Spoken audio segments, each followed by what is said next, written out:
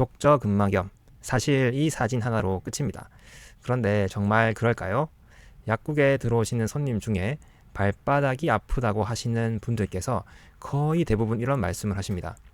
발바닥이 아픈데 이거 족저근막염입니까?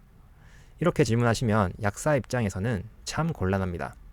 약국은 병을 진단하는 곳이 아니기 때문에 그에 대한 답을 할 수는 없죠. 하지만 발바닥이 아파요 약사님 어떻게 하면 될까요? 라고 질병명이 아닌 증상으로 물어봐 주시면 저의 생각 주머니는 팡 하고 열립니다. 왜냐하면 이 발바닥 문제도 우리 몸 전체를 봐야 하기 때문에 제가 여쭤볼 것들이 많기 때문이죠. 약사의 속마음 명상을 쭉 봐온 분들이라면 아마 이런 접근 익숙하실 겁니다. 과연 발바닥이 아플 땐 우리가 어디를 살펴봐야 할지 이번 영상에서 한번 알아보시죠. 좋아요, 구독 부탁드립니다. 지금 이 사진을 보시면 발가락에서부터 시작된 굉장히 질겨 보이는 근막이 보이시죠? 이 근막이 뼈와 뼈를 이어서 인대라고 생각하실 수도 있는데 역할과 구조가 근막의 특성을 가지고 있어서 발가락 뼈와 뒤꿈치 뼈를 잇는 구조임에도 인대가 아니라 근막이라고 부릅니다. 이런 용어는 지금 중요하지 않기 때문에 이렇게만 알아두시고요. 중요한 것은 이 족저근막이라는 것이 발가락과 발 뒤꿈치를 연결해주고 있다는 사실입니다. 그리고 이 뒤꿈치에서 허벅지로 이어지는 부분 있죠. 이렇게 해서 족저근막은 우리 다리와 연결이 되고 있다.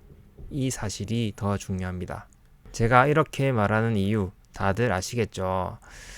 발바닥이 아프다고 해서 발만 뚫어지게 쳐다보지 말자는 말을 하고 싶어서 였습니다. 그러면 무엇을 보는 것이 좋아? 라고 질문하실 텐데 크게 두 가지가 있다고 말씀드리고 싶습니다. 첫 번째는 발바닥을 힘들게 하는 물리적인 자극이고 두 번째는 각자의 신체적 특징, 쉽게 말해서 체질이죠. 그것에 따라 다를 수 있는 체액의 상태입니다. 첫 번째는 이해가 되는데 두 번째는 감이 잘 안 잡힐 수 있습니다. 지금부터 차근차근 알아가 보도록 할게요. 첫 번째, 발바닥을 힘들게 하는 물리적 자극, 뭐가 있을까요? 아무래도 우리 몸을 밑에서 지탱해 주고 있는 발이니까 체중의 영향이 있을 겁니다. 그리고 걷고 뛰고 계단 오르내리고 우리가 이동할 때마다 발바닥에 주는 자극도 있습니다. 그래서 체중이 늘어나고 내가 활동량이 많아지고 내 한계를 초과해서 움직인다면 발바닥이 받는 충격이 커지겠죠. 일상적으로 쉽게 생각할 수 있는 부분입니다.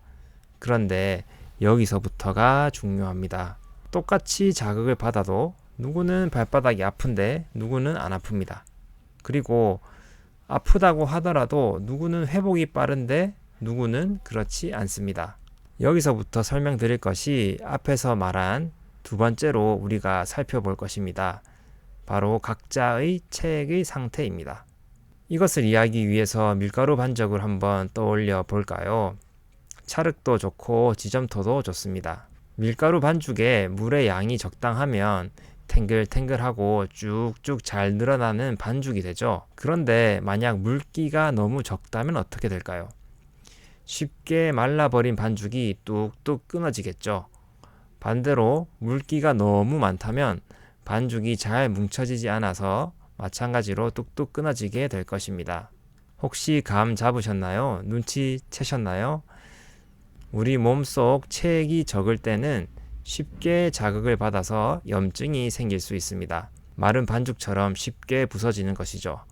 반대로 체액의 정체가 잦은 경우는 물기가 많은 반죽처럼 너무 물러서 발바닥의 균형을 탄탄히 잡을 수 없기 때문에 통증, 염증이 발생할 수 있습니다. 다르죠? 두 가지 경우 다릅니다. 그런데 또 중요한 것은 체액은 단순히 우리 몸 속에 있는 물의 양만을 뜻하지 않는다는 말이에요.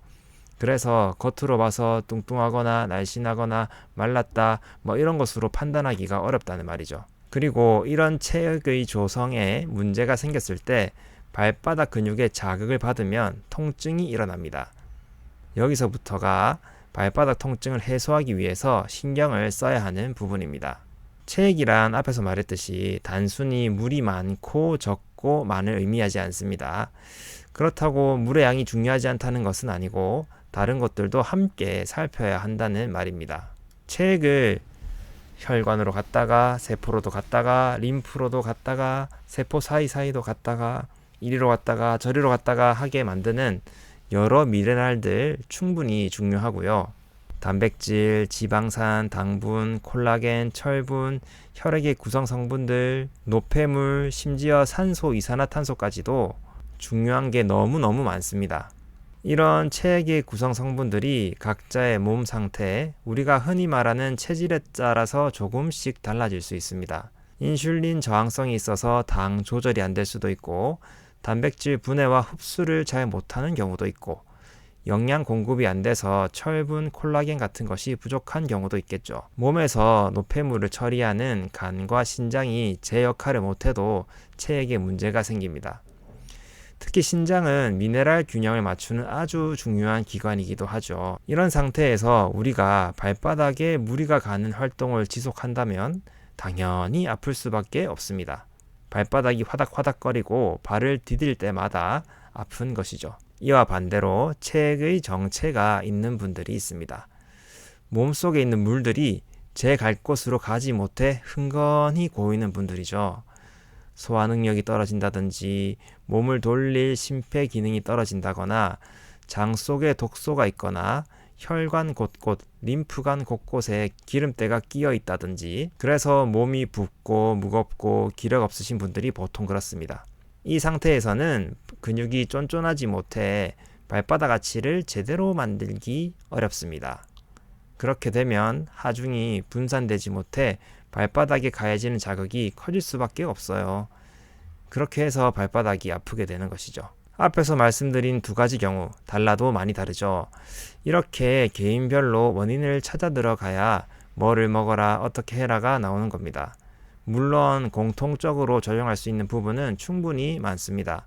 특히나 물리적인 자극을 줄이는 테이핑, 밴드하는 법, 발바닥 근육과 함께 종아리, 허벅지 근육도 같이 풀어주는 법도 효과적이긴 합니다. 하지만 이러한 것들이 사전 예방할 수는 없죠. 이런 처치들은 통증이 발생하고 난 다음에 하는 것이기 때문이니까요. 여러분 자신의 몸의 특성을 잘 파악한다면 발바닥 통증 사전에 예방할 수 있고 통증이 일어나더라도 재발을 방지할 수 있습니다. 혹시나 나는 어디에 해당하는지 궁금하다면 고정 댓글 확인하셔서 상담 신청해 보세요. 지금은 무료이지만 언제 유료로 바뀔지 모릅니다. 이번 시간에는 족저근막염 발바닥만 보지 말자 라는 주제로 이야기를 해봤습니다. 우리 몸 대부분의 질환이 그렇듯 발이 아프다고 발만 보지 말고 머리가 아프다고 머리만 보지 않으면 한층 내가 불편한 증상에 다가가기 편하실 겁니다. 이야기 들어주셔서 감사하고 좋아요, 구독도 부탁드립니다. 약속!